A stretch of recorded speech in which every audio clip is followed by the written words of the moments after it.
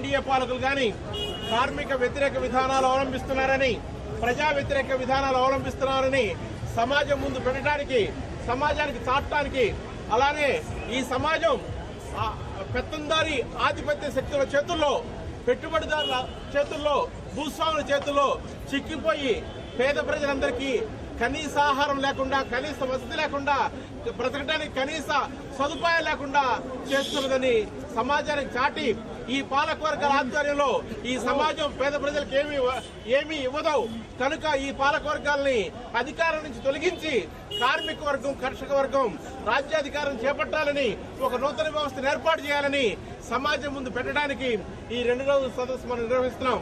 ఇవాళ ఎన్డీఏ ప్రభుత్వం యొక్క కార్మిక రంగంలో ఎన్డీఏ ప్రభుత్వం తీసుకొస్తున్న సంస్కరణలు కార్మిక హక్కులన్నింటినీ తొలగించి వేయడానికి, చట్టాల్లో నమోదైనటువంటి హక్కుల్ని తొలగించి వేయడానికి, 100 సంవత్సరాల పైగా కార్మికులు పోరాడి సాధించుకున్న హక్కులను తొలగించి వేయడానికి ఎన్డీఏ పాలకులు, మోడీ ప్రధానమంత్రిగా ఉన్న ప్రభుత్వం, రాష్ట్రాలలో ఉన్న ప్రభుత్వాలు చేస్తున్నటువంటి దుశ్చర్యలు, కార్మిక వ్యతిరేక చర్యల గురించి సమాజాన్ని చాటడానికి 2 రోజుల సదస్సు మనం నిర్వహిస్తున్నాం.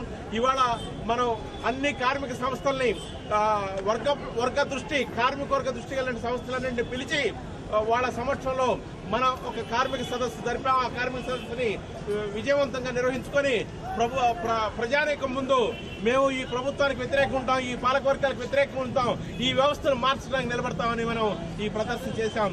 కామ్రేడ్స్ అందరూ ఈ ప్రదర్శనలో పాల్గొని పోరాట తత్వాన్ని, కార్మిక వర్గ దీక్షని ప్రదర్శించినందుకు కామ్రేడ్స్ అందరికీ జేజేలు. ఎవరైనా దాడులు జరుగుతున్నాయి. పెట్టుబడిదారులకి ఒకవైపున విపరీతమైన లాభాలు వస్తుండగానే ఆ లాభాలను రెట్టింపు చేసుకోవాలని చెప్పి, ఆ రెట్టింపు చేసుకోవడం కోసం కార్మిక శ్రమశక్తిని మరింత దోచుకోవాలని చెప్పి పెట్టుబడిదారి వర్గాలు ఇప్పటికే కార్మిక హక్కుల్ని సమర్థిస్తున్నటువంటి చట్టాలని, కార్మిక హక్కులు నమోదు చేసిన చట్టాలని తొలగింపులకు పూనుకున్నాయి.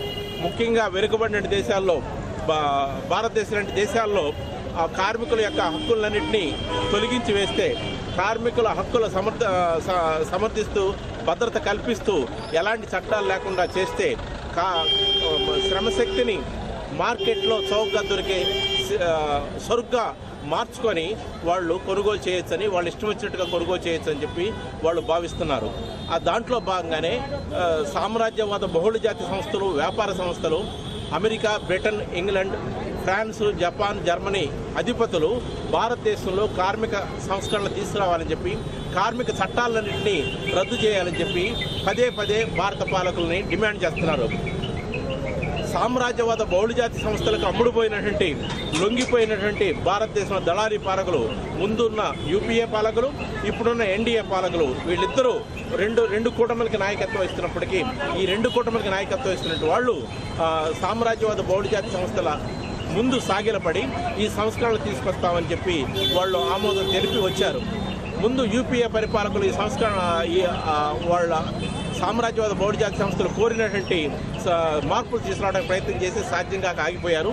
ఎన్డీఏ అధికారానికి వచ్చిన తర్వాత 2-3 మాసాల్లోనే మోడీ అమెరికా పర్యటనకు వెళ్ళి అమెరికాలో ఉన్నటువంటి ఉత్పత్తి సంస్థలు, బహుళజాతి సంస్థలు భారతదేశానికి రండి, మీకు స్వేచ్ఛగా కార్మిక శక్తిని సమకూరుస్తాం, కార్మికులకు ఎలాంటి హక్కులు లేకుండా మేము చట్టాలను మారుస్తాం, ఆ రకంగా చాలా చోట్ల మీ కార్మిక శక్తి లభిస్తుంది.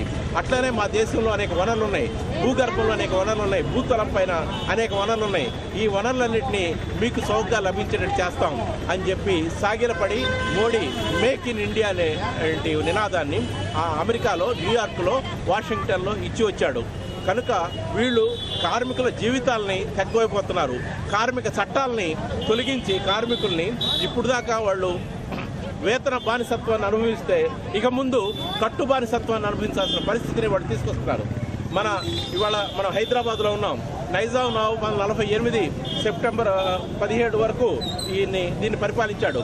అతను పరిపాలించిన కాలంలో గ్రామీణ ప్రజలకు కానీ, నగర ప్రజలకు కానీ ఎలాంటి స్వేచ్ఛలు లేవు, వాక్ సభా స్వాతంత్రాలు లేవు. అట్లాంటి కట్టుబానిసత్వాన్ని, కార్మికుడు ఎంతకి పనిచేయమని యజమాని అంటే అంతకే పనిచేయాలి, కార్మికులకు ఎలాంటి హక్కులు లేకుండా పనిచేసినట్టు ఆ రోజుల్ని తిరిగి తీసుకురావడం కోసం, దేశమంతటా తీసుకురావడం కోసం బహుళజాతి సంస్థలు కోరుకుంటుంటే ఆ పని చేసి పెట్టడానికి మోడీ ప్రధానమంత్రిగా ఉన్న ప్రభుత్వం, ఎన్డీఏ పాలకులు కోరుకున్నారు. దీనికి వ్యతిరేకంగా మేము అన్ని వర్గ దృష్టి కలిగినటువంటి వర్గ పోరాట తత్వం కలిగినటువంటి అన్ని కార్మిక సంస్థలను పిలిచి ఇవాళ మేము కార్మిక సదస్సు జరిపాము. కొన్ని వర్గ దృష్టి కలిగినటువంటి కొన్ని సంస్థలు వచ్చినాయి, మిగతాయి కూడా రేపు మాతో జత అవుతాయని చెప్పి మేము భావిస్తున్నాం. అందరం కలిసి ఇప్పుడున్నటువంటి పాలకులకు, ఇప్పుడున్న ప్రభుత్వాలకి ప్రతిఘటనలు ఇవ్వడానికి, ప్రతిఘటన శక్తిని సృష్టించడానికి, నిర్మించడానికి, ప్రభుత్వ విధానాలకు వ్యతిరేకంగా పోరాటానికి, పాలకుల విధానాలకు వ్యతిరేకంగా పోరాటానికి, పాలకులు కార్మిక శ్రమశక్తిని దోచుకునే, భారతీయ వనరులను దోచుకునే, భారతీయ పంటని దోచుకునే, భారతీయ రైతు వ్యవస్థని నాశనం చేసేటువంటి, కార్మిక వ్యవస్థని నాశనం చేసేటువంటి విధానాలకు వ్యతిరేకంగా పోరాటం కోసము, కార్మిక వర్గాన్ని సమాయత్తం చేయడం కోసం, కార్మిక వర్గం ముందు పీఠం నిలబెట్టడం కోసం మేము ఈ 2 రోజుల కార్యక్రమాన్ని తలపెట్టాము. భారతదేశంలో విచిత్రంగా జరుగుతుంది ఏంటంటే, జాతీయోద్యమ కాలంలోనూ తర్వాత 20 సంవత్సరాల పాటు దున్నేవాడికే భూమిని ఇస్తాం, వ్యవసాయదారుడికే భద్రత కల్పిస్తాం అన్నటువంటి వాళ్ళు ఇవాళ వ్యవసాయదారుల చేతుల్లోంచి, దున్నేవాళ్ళ చేతుల్లోంచి భూములు లాక్కొని ఉన్నవాళ్ళకి కట్టి పెడుతున్నారు.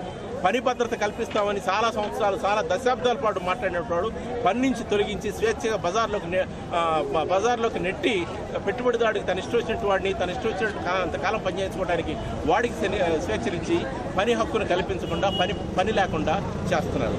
అట్లనే సంపదల్ని అందరికీ సమకూరేటట్టు చేస్తాం, అందరికీ పంపకం చేస్తాం, ఆ రకంగా అందరి జీవితాలను బాగు చేస్తాం అన్నటువంటి నెహ్రూ అయ్యి వంచనాత్మకమైన మాటలు, నెహ్రూ కాళ్ళటువంటి మాటలు చెప్పినటువంటి వాళ్ళు ఇవాళ మీరు బొట్టుగా సంపద, మేము సంస్కరణ తీసుకొస్తున్నాం, బొట్టుగా సంపద కిందకి కారుతుంది, పైగుడ్లు వేసుకొని దానికోసం ఎదురు చూస్తుండండి అని చెప్తూ సంపద మాత్రం పెద్దవాళ్ళ దగ్గర పోగేటువంటి విధంగా సంపదలు సమాజానికి అందరూ పంచుతా ఉన్నటువంటి వాళ్ళు సంపదలు పెద్దల దగ్గర పేరుకుపోయేటట్లు చేస్తున్నారు.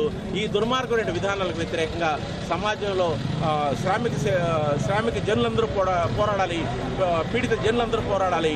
ఆ పోరాటం కోసం శ్రామిక వర్గాన్ని తయారు చేయాలి, ఆ పోరాటానికి నాయకత్వం వహించే విధంగా శ్రామిక వర్గం తయారు కావాలి. దానికోసం మేము ఈ 2 రోజులు సదస్సు పెట్టుకున్నాం. ఇవాళ సదస్సు కార్యక్రమాలు పూర్తి చేశాము.